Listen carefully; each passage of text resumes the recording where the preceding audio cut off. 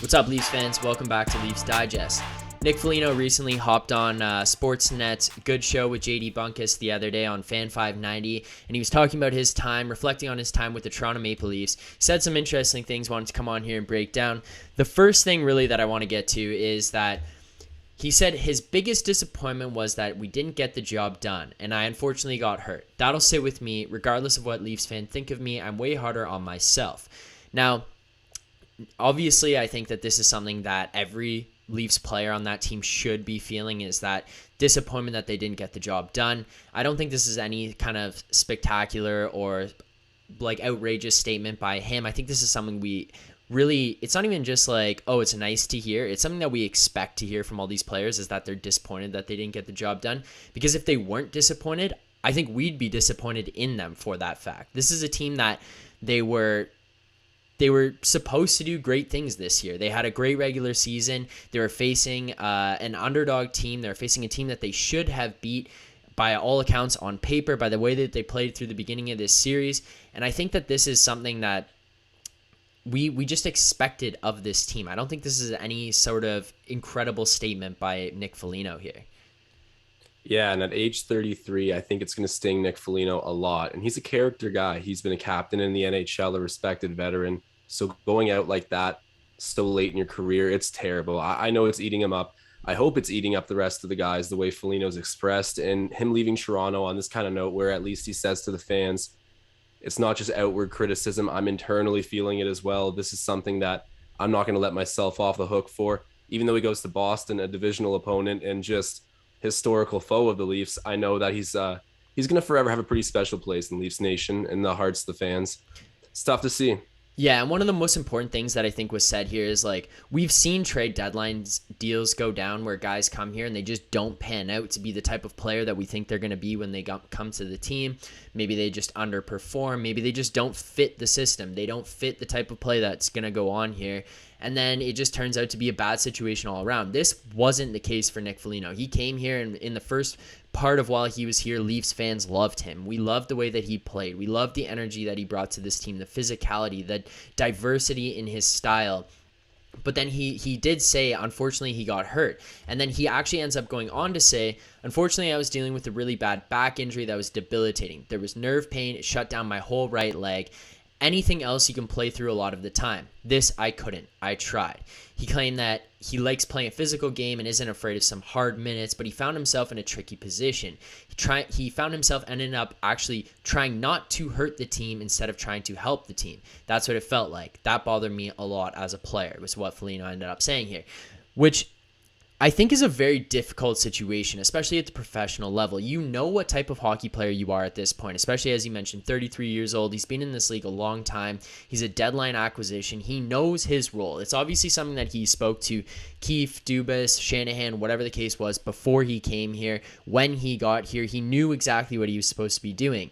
And when you get to a point where you know that you can't play that type of game, it becomes a decision of, is me going out on the ice going to hurt this team? Like, he ended up only playing in 3 playoff games for the Leafs, and when he was out there, he wasn't very effective. I wouldn't say that he was in a position to be a negative to the team while he was on the ice, which I think that this statement that he makes here of saying he was trying to play instead of hurting the team, instead of helping the team, he was just trying to not hurt the team. And I think that goes to show for his play. We weren't really sure what type of injury he had, but when it comes down to nerve pain shutting down your whole leg, it just becomes apparently obvious of what he was dealing with and why he was playing it the way he did and why he didn't play as much as we thought he should have. Yeah, and the best memory we have is him going and fighting Corey Perry, which was sort of a controversial issue in and of itself. But that's the kind of things we're going to remember from Foligno: the character, the grit, the physicality. And he couldn't play, he couldn't insert himself in the way that we hoped because of the injury. And for any athletes out there who have had a back injury that kept them sidelined, a back injury radiates. It's not just in that concentrated area. So it's going to affect his ability to do absolutely everything out there. And I genuinely feel bad for the guy. Like, what a stand-up dude. I was kind of blown away at how highly he spoke of the Leafs after what happened, after the top guys on the team that he was probably looking forward to joining came up short. And I know the Tavares thing shook the whole group. It's your captain, one of your best players, a top player in the league. But still, you know, to see him have that kind of gratitude for the Leafs organization when it just went up in flames again and he's leaving to a divisional opponent. Yeah. I think it was a really stand-up thing to do. So kudos to Foligno. Yeah, I think it is a very, very hard position to find yourself in. Like you're kind of sitting there saying like, me helping the team now is me sitting in the stands. Because him knowing that going on the ice, he can't play to his ability, he can't play to be the player that he's supposed to be and that we all know he is, that's a shitty situation for Nick Foligno to have to deal with. Knowing that going out on the ice is actually going to be more harmful to the team as a whole than him not playing. Because he knows that he can't help the team, which sucks. It sucks for us as fans, it sucks for the team, but most importantly, it sucks for him as an individual and as a player. And this is honestly something that he kind of ended up going on and saying when he said, the fact that I can perform to the abilities that I felt like I was early on killed me inside. It's something that I'll regret forever. I feel like it's a really hard thing to look upon, especially as from Nick Foligno's standpoint. Like it was very hyped up for him to come here. He was a guy that was high up on the TSN trade bait board. His dad played for the Leafs and had a stint here. It was a big homecoming opportunity for him to come to a team and have a chance at winning a Stanley Cup. And it's no doubt something that he's going to look back on for the rest of his life and be. It's not going to kill him inside. I really don't think that it's going to be something that he sits there and thinks, like loses sleep over thinking about this. But it's definitely something that's regrettable because it's out of his control, right? Like it's something that he suffered this injury without doing anything to himself, putting himself in any type of bad situation. He just goes down with this injury. It's a very freak accident. It's unfortunate that it happens. And then he ends up having to miss all this time and putting himself in that situation of, I'm just trying to not hurt the team now. I can, and especially with how he was playing early on when he got here, because he was great. He was something that we were really excited about being here. We loved the way he played going into the playoffs. So this one really does sting, I think, for everyone. Yeah, well, he fit the mold exactly of what we needed. And even going into next season, retaining him would have been amazing because at 33 years old, you're a veteran, you're trying to get it done sooner than later, but you still have some valuable years. I'd say at least 2 where you could go impact, especially when you play Foligno's game where you're skilled, but you're out there to really bulldoze, lead the group. It's stuff that you can do into your older ages, I find, at least in my opinion.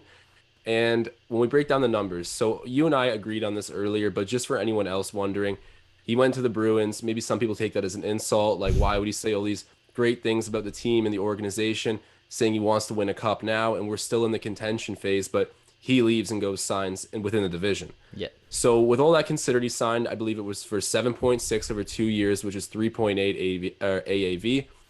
At that rate, we were saying that if we wanted to retain him for that price, assuming we can, it means that Kasha and as well as Richie don't end up coming to the Leafs. Yeah. Does anyone out there feel like, I know we don't necessarily, but in the comments, let us know if you would have rather bring back Foligno, a guy who genuinely enjoyed Toronto, versus Richie and Kasha. Because my one worry about Kasha is that he might not have the health that we're going to need from him to be in the lineup routinely. Mm-hmm. And then you're looking at like a 1-for-1 necessarily with Richie and then Foligno, which at that point, maybe you could make a case that Foligno would have been the better option. But if both those guys stay healthy and end up playing regular roles in the lineup, then I'd say that we're in a better situation now. But just covering this for any of the fans who might be wondering it themselves. Yeah, just quickly on that. Like, I think that it's a fair trade-off because you get 2 guys who are younger right away. Like, it's a 2-for-1 essentially. Without making a trade, it's a 2-for-1 deal. Foligno goes out and you get Kasha and Richie coming in. You get, like, there's obviously other guys that we signed, like Kampf, who could be considered like a guy who took up salary that could have been used for Foligno. But I also think that like a guy like Kampf is a guy that we were specifically looking at going and attaining after we lost Hyman, because you're looking for that defensive player who's a centerman. He can win draws, play center consistently. He's a true centerman. And then he's a guy who kills penalties and plays a shutdown defensive role, which is not necessarily someone we've had in the past few years. Like, Kampf is a guy that I think just slots into this lineup no matter what the case is. So then when you go and narrow it down more specifically to Kasha and Richie, you get 2 younger guys, a guy who's scored 20 or more goals with Anaheim back before his injury problems. And yes, it is risky, and you kind of look at him and Foligno and say, okay, Foligno's just coming off this bad injury. Kasha's also coming off a bad injury. Which one's more likely? Well, when you look at Kasha being a younger guy, I would say there's trends towards the fact that he might be able to recover better or become more back to where he was, like 100%, based on just youth and time that he's going to have to recover from this. He took basically the whole season off last year because of it. And then when you go look at Nick Ritchie, again, it's another younger player that you're getting consistently what you're going to get out of him. He's also brings a different dynamic. And then if those two guys can continue to be healthy and play this whole season, the diversity amongst the two players and the different aspects that they bring to the game can, if they're healthy, if they remain healthy, can be better suited towards this team and help this team better than just having Nick Foligno come back and soak up that cap space that he was going to and he took up in Boston.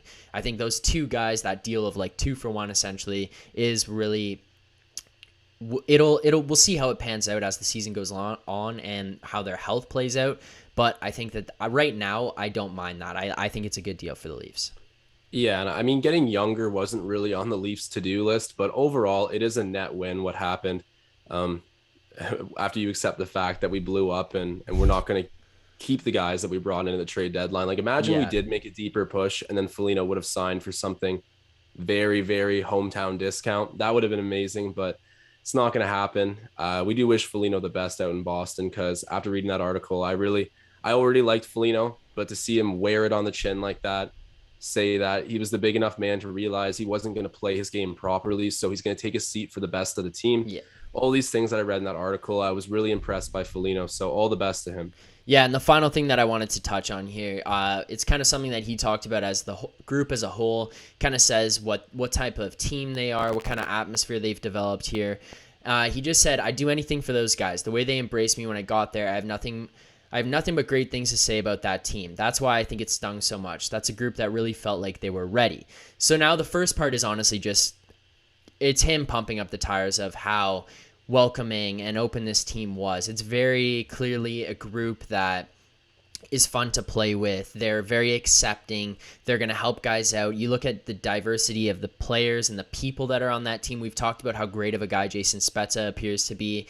And then you look at Captain John Tavares, and you see guys like Mitch Marner, Jake Muzzin, Justin Hall. Like, they seem to be fun guys to be around, guys that would be very accepting, very willing to have new people into this locker room, make them feel comfortable. You hear stories of Jack Campbell having Nick Robertson stay in his hotel or stay in his apartment while Nick Robertson was getting used to being a professional hockey player. And it just seems like a great group of guys to be around, which is obviously good for culture, good for locker room development, and good for morale. But then the last thing, Goody, that I think is really important here that I wanted to touch on is, he said, that's a group that really felt like they were ready. Do you take any stock into a guy, a 33-year-old player who's been around this league for a long time and was chasing the Stanley Cup, saying something like that? That's a group that really felt like they were ready. I mean, if you look at the regular season standings, they should be ready, but hasn't translated to the playoffs for us yet. I don't put too much stock into it because it's been the same old issues with the Leafs. Mm-hmm. So I don't know if I look into it too deeply. Maybe on the surface of it, he's just saying, look at the roster, man. Like, they have the talent to do it, which is just true, but the talent's never been the issue. It's been the resolve.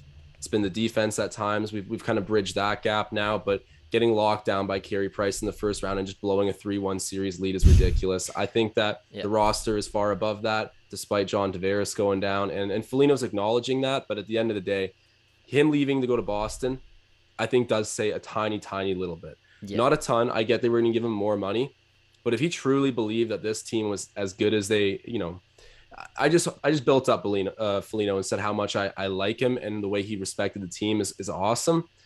But I think if he wholeheartedly believed everything he said, maybe he would have tried to find a more economic rate to come back to the Leafs on. But he's just being respectful on his way out to his teammates, to the organization that gave him a chance. And he realizes that he didn't give it his all, and that wasn't even his own fault, really. Yeah, I agree with you. I don't put too much stock into this. Like, I think that it's something we all looked at and said this team should be ready. Whether or not they actually were ready or felt like they were ready, this team should have been ready. It doesn't really matter. This was their 5th year of going into the playoffs. They were the number 1 seed coming out of the North Division. They were playing a lesser team, a team that was viewed below them. I don't know. I just think that this is a situation where they should have been ready. So yeah, it's great to hear a guy who's been around the league for a long time say, oh, this group felt like they were ready, but we all thought that. We all thought they should have been ready regardless, so I don't put too much into that. It's nice to hear, but on top of that, it just almost makes it sting a little bit more to hear that, because it's like, oh, if you felt like they were ready, then why didn't we get over even just the hump of that first round?